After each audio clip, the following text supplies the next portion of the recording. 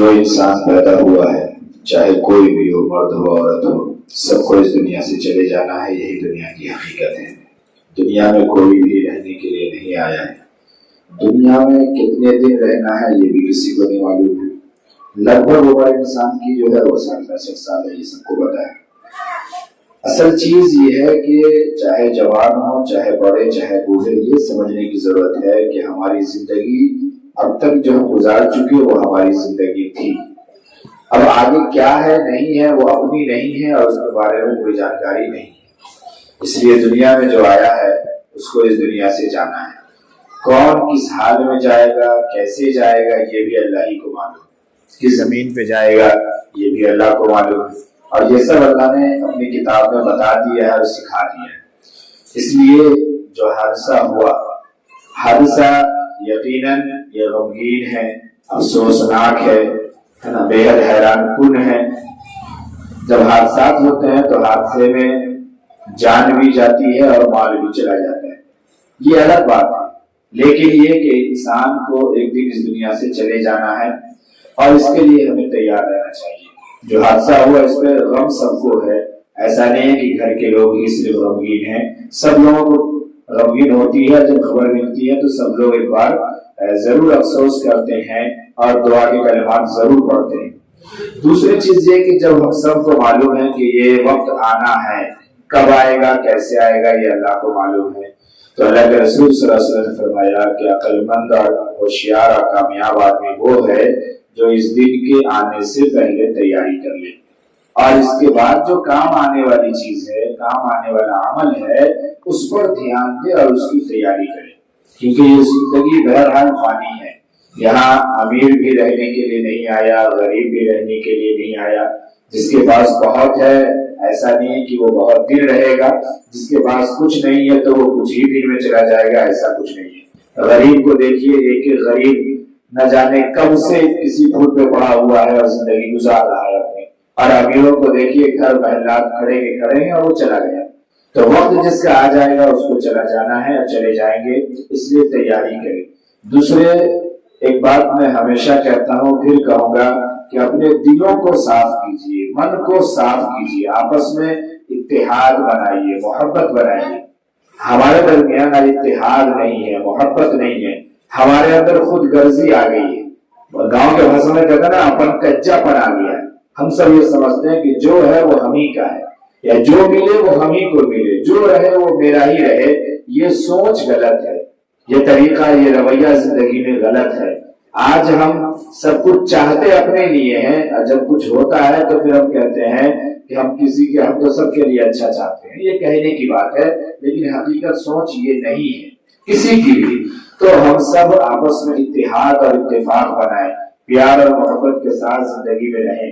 آپس کی اونچ نیچ کچھ بھی ہے اس کو آپس میں بانٹیں. رشتہ دار کیوں ہوتے ہیں، گھر پریوار کیوں ہوتا ہے، اپنے گھر ماحول میں لوگ کیوں ہوتے ہیں؟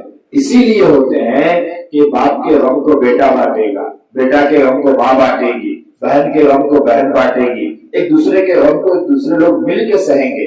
ایک دوسرے جب خوشی کا موقع ہوگا مل کے خوش ہوں گے، جب غمی کا موقع ہوگا تو مل کر کے غمگین ہوں گے. لیکن آج افسوس یہ ہے کہ جیسے جیسے لوگ اپنے اپنے پاؤں پہ آتے جاتے ہیں، جیسے جیسے زندگی اچھی ہونے لگتی ہے، وہیں پر سے لوگ اپنی زندگی کو خراب کرنے لگتے ہیں. جب یہ وقت آتا ہے کہ ہم بڑے ہوتے ہیں، جب ہم کچھ کرنے لگتے ہیں، تب وہ وقت آتا ہے کہ پیار محبت دکھائی جائے اور اپنے کو سمیٹا جائے اور گھر میں اتحاد بنایا جائے. لیکن پھر اس وقت ہمارے اندر ایک سوچ آتی ہے، کماتے ہم ہیں، پیسہ میرا ہے، محنت میری ہے، ہم کیوں ماں کو دے، کیوں باپ کو دے، کیوں بھائی کو دے، کیوں کسی کو دے. ایک سوچ یہ آتی ہے. گھر میں جیسے ہی نئے لوگ آتے ہیں وہ یہ سمجھتے ہیں کہ سب کچھ میرا ہی ہے، سب میرا ہی ہو جائے. اب وہ نیچے والا بھی دشمن، اوپر والا بھی دشمن، اپنا بھی دشمن، پرایا بھی دشمن. اس سوچ کی وجہ سے گھر میں تکلیف پریشانی زیادہ ہوتی ہے. موت یہ برحق ہے، جو کرے گا اچھا وہ بھی مرے گا، جو برا کرے گا وہ بھی مرے گا، بچے گا کوئی نہیں.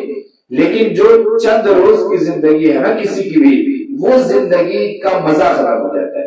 یہ میں سمجھانے کی کوشش کر رہا ہوں کہ جو وقت جتنا ملا ہے اس وقت کو ہم پیار محبت کے ساتھ हंसी खुशी के साथ अगर बांटेंगे, मिलजुल के अगर रहेंगे, तब भी जिंदगी खत्म हो जाएगी, जिंदगी नहीं बचेगी।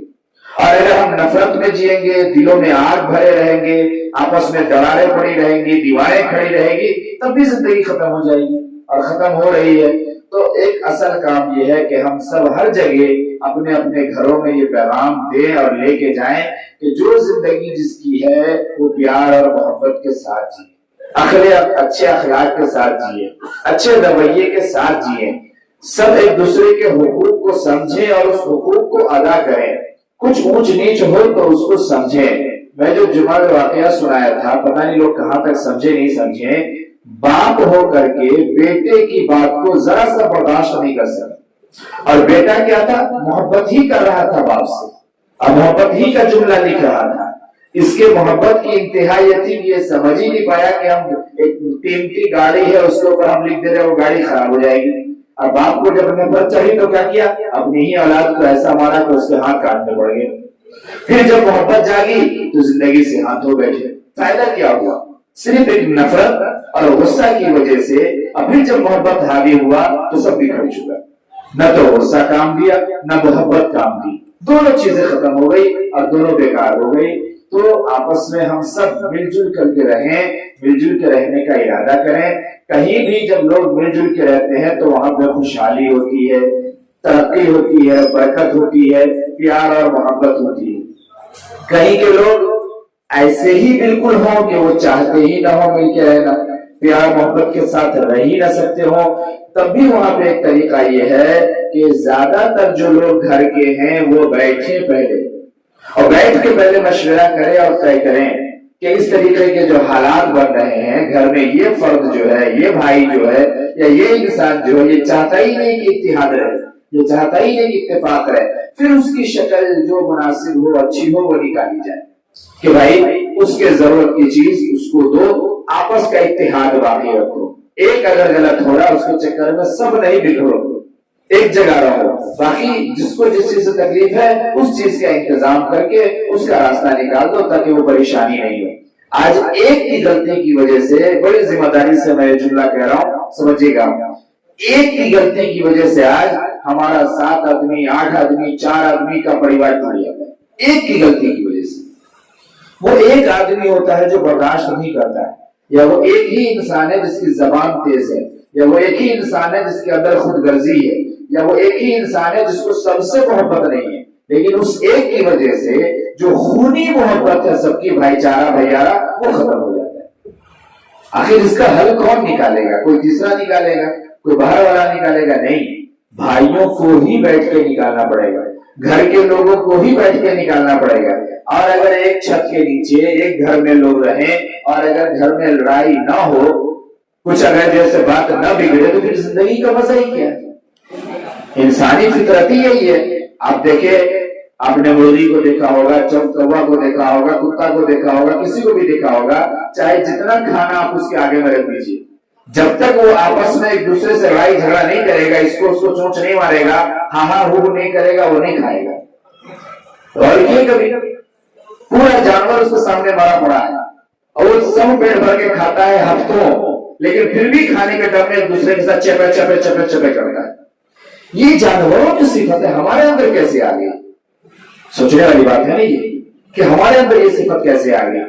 अगर हम कमा के लाए हैं, मेरा ही 4 भाई खा रहा है ना भाई, कोई दूसरा तो नहीं खा रहा है।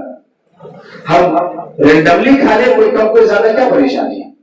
और अगर ज्यादा परेशानी हो तो हिस्सा बांट के खा लेंगे। बहरहाल मैं ये अर्ज कर रहा हूं कि गम की घड़ी में हर कोई गमगीन है और सबको गम में शामिल होना चाहिए। खुशी का मौका हो तो लोग शामिल हो जाते हैं, गम के मौका पे नहीं होते। खुशी का मौका हो आखिर तक रहते हैं, गम का मौका हो लोग रस्म अदा करने आते हैं, चले जाते हैं और चले जाएंगे। फिर जो बाकी अपने हैं घर में, जिनसे लड़ाई हुई है, झगड़ा हुआ है, जो दुश्मन है वही अपना है। ये जुमला याद रखिए, आप लिख लीजिए, जो हमारा दुश्मन है वही अपना है, ये याद रखिएगा। जो दोस्त है वो अपना नहीं है, वो गैर है। इसलिए दुश्मन के साथ हम ये दिन आने से पहले दोस्ती कर ले और प्यार मोहब्बत के साथ रहें।